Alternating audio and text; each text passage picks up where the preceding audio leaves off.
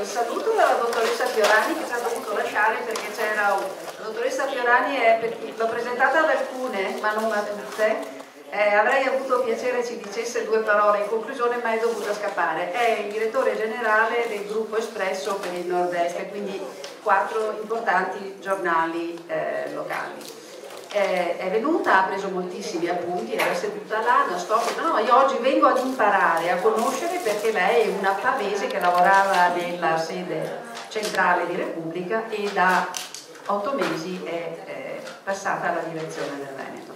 Ha detto: non mi sono mai divertita tanto. Ecco, anch'io mi sono divertita molto. Io sapevo di avere delle bellissime esperienze all'interno dell'associazione, però molte, confesso, neanche io le conoscevo, e quindi io penso di farmi portavoce del pensiero di tutte voi in sala. Ringrazio veramente tutte le speakers, ringrazio le presenti per essere state con noi, e torniamo a casa senz'altro con un bagaglio di conoscenza, ma anche di potenziali sinergie di lavoro senz'altro importantissimo.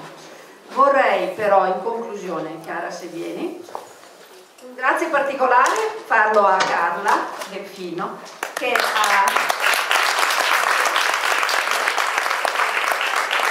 E sapendo che tu viaggi, abbiamo preso una cosa piccolina che tu ti portassi, giusto un pensiero per ricordare questa giornata.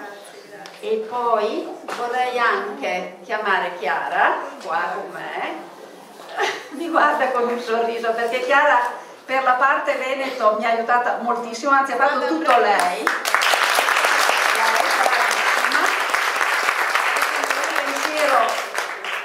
Tu viaggi con l'auto, quindi è un po' più pesante, e poi vorrei anche Giulia qua, perché ha tolto l'invito al volo.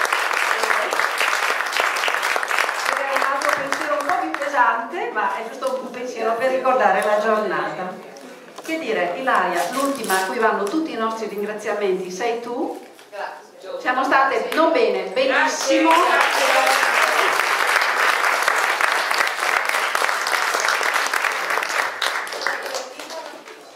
Bene. Ho fatto un tesoro di tutte queste donne straordinarie. Che bello. Tesoro. Viva i tesori. Grazie, grazie a tutte.